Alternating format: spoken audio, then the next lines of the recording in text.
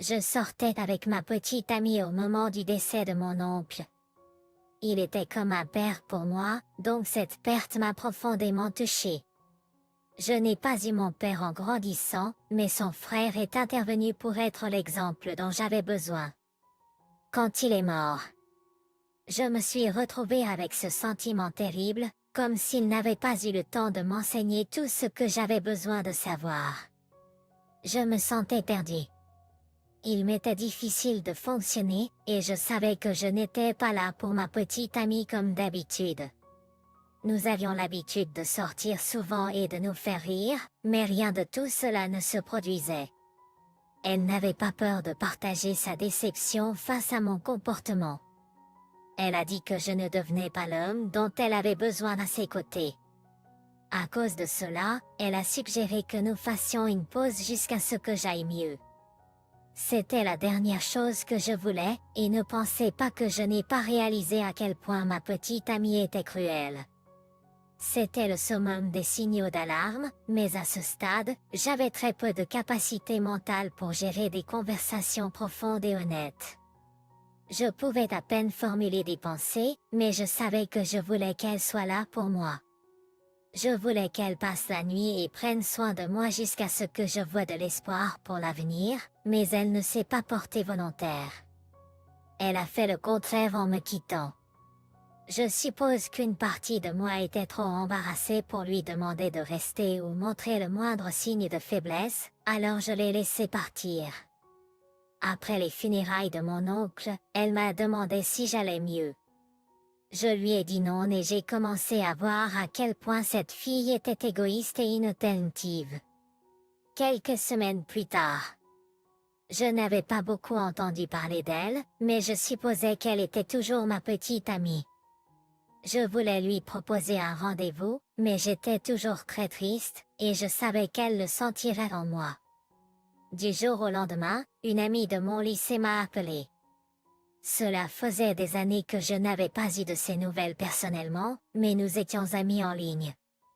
Elle est allée droit au but et m'a dit qu'elle venait de voir ma petite amie dans une boîte de nuit avec un autre gars. Elle l'a nommé et je savais qui c'était. Ma petite amie et lui étaient très proches au lycée, mais avaient arrêté de se parler après que nous soyons ensemble.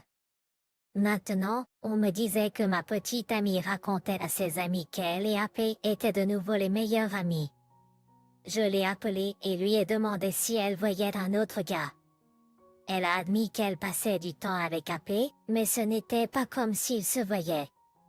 Elle a dit qu'il était là pour elle alors que j'avais besoin d'espace. Je lui ai dit que je n'avais pas besoin d'espace. J'avais besoin qu'elle vienne rester avec moi pendant un moment, car j'étais seule et avais besoin de soutien. Elle a hésité et a maladroitement dit qu'elle rentrerait bientôt à la maison, mais qu'elle avait besoin de temps pour rassembler ses affaires. 2 jours plus tard, j'attendais toujours, et elle m'avait laissé tomber. Mon amie du lycée m'a appelé à nouveau et a dit qu'elle avait entendu dire par des bruits de couloir que ma petite amie avait passé la nuit chez AP, où elle l'avait satisfait après qu'il en ait fait autant pour elle. Avant même que je puisse digérer cette terrible nouvelle ou décider quoi faire, ma petite amie est rentrée par la porte d'entrée avec ses affaires, agissant comme si tout était normal et que c'était bon d'être à la maison. Je lui ai crié dessus. Je l'ai insultée et lui ai dit qu'elle était folle de penser qu'elle pouvait me manipuler, comme si je ne découvrirais jamais à quel point elle était une perte de temps. Elle a pleuré et a dit que ce qu'il avait fait n'avait aucune importance, qu'elle avait juste besoin de soulagement et d'amour de quelqu'un. J'ai dit que moi aussi, mais que ce ne serait plus jamais d'elle. Je lui ai dit que je la détestais de m'avoir trahi quand j'avais le plus besoin d'elle. Elle est partie dramatiquement, se défendant en disant qu'elle n'aurait pas pu savoir que j'allais devenir si pathétique quand mon oncle est mort. Puis elle m'a dit de grandir alors qu'elle s'en allait. Je la détestais vraiment à ce stade. Elle a dit et fait des choses qu'elle ne pourra jamais reprendre. Elle a passé 2 mois à faire la fête avant de m'appeler, en hyperventilant et en pleurant, essayant de me faire ressentir de la pitié et de l'inquiétude pour elle. Je lui ai demandé pourquoi elle m'appelait, alors elle s'est calmée un peu et a dit qu'elle venait de surprendre AP en train de la tromper avec l'une de ses amies. Elle a sangloté en me disant que j'avais eu raison depuis le début, qu'elle aurait dû être là pour moi quand mon oncle est décédé. Elle a dit qu'elle n'aurait pas pu comprendre ce que je traversais car, jusqu'à présent, elle n'avait jamais connu de chagrin d'amour. J'ai dit que j'étais contente qu'elle ait pu connaître le chagrin d'amour et je lui ai demandé de ne plus jamais m'appeler. Elle a crié alors que je raccrochais et bloquais son numéro. Je me débrouillais très bien tout seul depuis qu'elle m'avait appelé. J'ai eu une réunion de rebond avec mon ancienne amie du lycée et j'ai fait des heures supplémentaires pendant des semaines pour m'acheter un chien. Grâce à cette expérience désagréable, je sais que j'ai besoin d'un conjoint qui se soucie assez pour rester à mes côtés en toutes circonstances. Surtout dans les moments difficiles. La vie n'est pas toujours facile, donc je ne vais peut-être pas essayer aussi fort de tout arranger ou de tout enjoliver. Je resterai fidèle et choisirai de l'aimer. Tout ce que je demande, c'est qu'elle fasse de même. Oh. Je suis tellement désolée que ta petite amie t'ait abandonné et trompé au pire moment de ta vie. Quand tu avais le moins besoin et que tu étais le moins préparé à affronter sa trahison, elle l'a fait. C'est méprisable de sa part de te dire qu'elle serait là, pour ensuite apprendre qu'elle a passé la nuit chez AP. Comme si cela ne suffisait pas, elle se présente et fait semblant que tout va bien. C'est une femme terrible et effrayante. Elle n'est pas digne de confiance et a besoin de plusieurs mises au point pour comprendre ce que signifie être la compagne d'un homme. Les hommes ont besoin de soutien autant que les femmes. Quand un homme perd quelqu'un de proche, sa compagne devrait être la première à le soutenir. Pendant ce temps, la meilleure chose qu'elle puisse faire est d'adopter une attitude altruiste et généreuse aussi longtemps qu'il faudra pour aider son homme à traverser cela. Quand il se sentira plein d'espoir grâce à son amour, son soutien ou son réconfort, il pourra lui donner ce dont elle a besoin. Toute personne qui souhaite être dans une relation devrait le faire avec compréhension, patience et une volonté de compromis. Je te souhaite le meilleur pour ta guérison et je te remercie d'être un excellent exemple à suivre. Maintenant, passons à notre deuxième histoire pour aujourd'hui. Ma femme et moi avons commencé à traîner ensemble quand nous étions adolescents. Nous avons le même âge. Au début, elle était ma meilleure amie, mais en grandissant, j'ai commencé à croire qu'elle était mon âme sœur. Nos sorties sont devenues plus comme des rendez-vous sans le reste de notre bande. Après avoir eu des relations intimes pour la première fois, nous voulions nous marier. Chaque année de notre mariage m'a aidé à grandir en tant que personne. J'étais naturellement timide et j'ai trouvé très difficile de faire face au changement. Pour cette raison, je ne me voyais jamais voyager loin de chez moi pendant des semaines, mais ma femme a ajouté une aventure intrépide et de l'espoir dans ma vie. Nous sommes allés à Hawaï, Canada et Irlande. Ce sont les trois principaux endroits que ma femme voulait voir avant de mourir, et nous les avons tous visités avant l'âge de 33 ans. Nous allions souvent dans des clubs et des endroits similaires, mais nous avons commencé à faire plus d'activités sportives pour rester en forme. Ce que nous aimions beaucoup et faisions le plus fréquemment, c'était le VTT. Ma partie préférée était de rentrer à la maison et de partager une douche et une tasse de thé ensemble. Nous avions plusieurs amis communs que nous connaissions depuis des années et des amis de chacun de nos emplois. Nous avions un mélange d'amis une fois par semaine pour des jeux et des boissons. Un soir, un homme en particulier a été invité. Je ne le savais pas à l'époque, mais il était tapé. C'était la première fois que je le voyais depuis un moment, et il semblait particulièrement intéressé par ma femme. Il voulait tout savoir sur ce qu'elle faisait et ses réalisations au travail. Il était impressionné et la regardait fixement. Les autres ont remarqué mais ont continué à discuter entre eux. Je le fixais du regard. Il a commenté à quel point elle était incroyable. J'ai revendiqué ma propriété sur elle et lui ai dit que je savais que j'étais l'homme le plus chanceux de la terre. Alors qu'il prenait une gorgée de son verre, il a murmuré quelque chose qui ressemblait à « Je dois l'être aussi, alors ». J'ai demandé ce qu'il avait dit, mais il a fait comme si c'était rien. Pendant que les hommes jouaient au Texas Hold'em, ma femme et les femmes jouaient au domino dans le salon. AP était extrêmement compétitif avec moi. J'avais l'impression d'avoir fait quelque chose pour le contrarier, ou qu'il était jaloux de moi. Il était furieux quand il a perdu, mais ma femme est venue et lui a tapoté l'épaule, lui assurant qu'il y aurait toujours une prochaine fois. Il s'est léché les lèvres et a haussé les sourcils, comme s'il voulait la suivante. Je me suis levée et lui ai demandé ce que c'était que cette histoire. Il a fait semblant de ne pas comprendre et a juré que je devais être un mauvais perdant.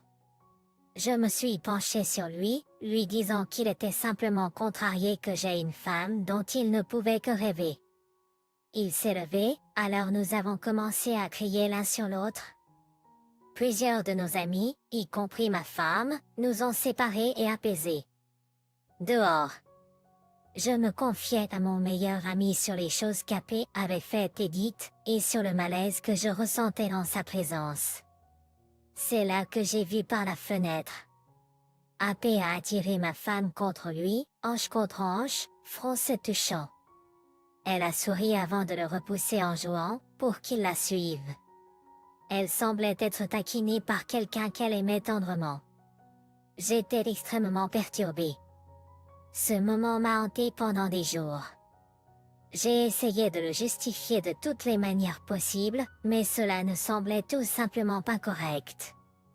J'ai passé une nuit blanche à 3 heures du matin jusqu'à ce que je décide de vérifier son téléphone dans le salon pendant qu'elle dormait. J'ai découvert son code d'accès et trouvé mes pires craintes. Toutes les preuves dont j'avais besoin attendaient d'être découvertes sur ce petit appareil qu'elle portait constamment sur elle. Je n'avais jamais envisagé la possibilité qu'elle et AP aient une liaison, encore moins une liaison qui durait depuis 18 mois. Sa pellicule photo était remplie de photos des parties intimes d'AP, d'elle en lingerie, avec les lèvres entrouvertes, la langue tirée, et plus encore. Leurs messages détaillaient tout, discutant de leurs moments intimes, quand ils le faisaient, comment ils le faisaient, combien ils aimaient ça, et à quel point ce serait mauvais si je découvrais tout. Mais cette dernière partie reflétait juste ce que ressentait ma femme. AP n'était pas du tout inquiet. Il essayait de la convaincre de me dire la vérité pour qu'ils puissent être ensemble. Il voulait qu'elle vive dans son appartement, mais elle aimait ma maison et a souligné le fait qu'AP gagnait moins d'argent que moi. Je ne pouvais pas croire qu'elle pensait à ces choses, mais pas à comment je me sentirais si je savais qu'elle me trompait. On aurait dit que cela n'avait pas d'importance, car elle prévoyait de me tenir dans l'ignorance aussi longtemps que possible. Après avoir obtenu des copies de l'intégralité de leur conversation, au moins 100 captures d'écran et 10 photos, j'ai remis son téléphone sur la table de nuit. Je suis restée éveillée sur le canapé. J'avais l'impression d'avoir oublié qui j'étais quand j'ai découvert que ma femme me trompait. J'avais l'impression d'être un petit garçon qui voulait rentrer à la maison, mais la maison n'existait plus. C'était le pire sentiment que j'ai jamais éprouvé. Je devais continuer. Quand elle s'est réveillée le matin, elle était inquiète et préoccupée de me voir dormir sur le canapé. Elle m'a posé toute une série de questions, comme si j'étais en colère contre elle, si elle avait fait quelque chose de mal, ce qui s'était passé, elle était désolée, et ainsi de suite. Je n'avais pas l'impression que quoi que ce soit qu'elle me disait valait la peine d'être répondu. Je voulais l'accuser de tellement de choses que tout ce que je pourrais dire ne rendrait pas justice à ma douleur, alors je lui ai donné le traitement silencieux. J'ai refusé de répondre à quoi que ce soit qu'elle disait, alors elle a commencé à paniquer et à dire qu'elle ne méritait pas ça et des choses comme ça. J'ai quitté la maison pour déposer les papiers de divorce et contacter un avocat. Il m'a conseillé d'attendre qu'elle soit servie. De cette façon, elle serait moins préparée pour se défendre ou inventer des mensonges sur moi.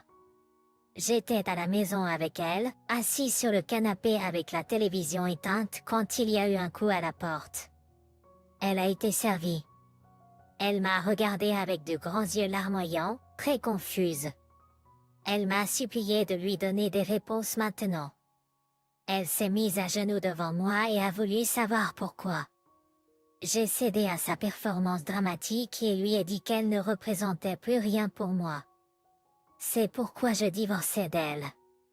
Je lui ai montré les captures d'écran sur mon téléphone, en lui criant qu'elle n'était rien d'autre qu'une actrice menteuse, trompeuse et laide qui ne mérite pas la confiance d'un homme. Je lui ai promis que je le savais, car j'étais l'homme qui lui faisait confiance, et tout ce que cela m'a valu, ce sont des années de ma vie perdue. Comme une peine de prison avec un symptôme. Tout le monde que nous connaissions tout au long de notre vie et en ville a découvert son aventure et l'a immédiatement rejetée ou traitée différemment. Maintenant, elle était juste celle qui avait trompé son mari et tout perdu. Elle a perdu la maison, elle a perdu ses amis, elle a perdu la belle vie que nous avions ensemble. Maintenant, elle parcourt simplement Facebook et Instagram, regardant les gens qu'elle connaissait autrefois en personne. Elle commente tout ce que je poste, me posant tout le temps des questions sur n'importe quoi. Elle est désespérée d'avoir une réponse, mais je ne réponds jamais. Oh, c'est absolument terrible que ta femme t'ait trompé avec un ami commun que vous connaissiez tous les deux depuis des années. Cela fait toujours mal d'entendre des histoires comme celle-ci, car l'infidélité était autrefois beaucoup moins courante. Beaucoup de femmes apprennent qu'il est acceptable d'être égoïste et d'exiger ce qu'elles méritent de leur mari ou homme. Les femmes devraient apprendre que tout ne tourne pas autour d'elles, qu'elles n'ont pas toujours raison, et que les hommes sont faits pour être des hommes. Le rôle naturel d'une femme dans la relation est de fournir ce dont son homme a besoin pour qu'il puisse fonctionner correctement. En faisant sa part pour lui, il fait à son tour sa part pour elle. Il doit y avoir un échange équitable, mais aucun de ces échanges sains ne peut se produire si l'égoïsme et les demandes injustes persistent. Traitez toujours votre conjoint comme un égal. Considérez leurs sentiments et la confiance qu'ils vous accordent comme plus importants que vos propres désirs égoïstes. Je pense que tu as géré cela aussi sensiblement que possible, et je te respecte. Je suis content que le divorce se soit déroulé en ta faveur et que tu ne dises toujours rien à ton ex. Elle n'a pas besoin de gaspiller plus de ton temps. Je te souhaite le meilleur dans la vie et je te remercie d'avoir partagé ton histoire. Merci à tous d'avoir pris le temps d'écouter les histoires d'aujourd'hui. Si vous avez apprécié l'écoute, n'hésitez pas à aimer et à vous abonner si ce n'est pas déjà fait. De plus, commentez ci-dessous avec vos réflexions sur ce qui s'est passé. Si vous avez une histoire à partager avec moi sur votre propre situation ou celle de quelqu'un d'autre, n'hésitez pas à me contacter. Prenez soin de vous.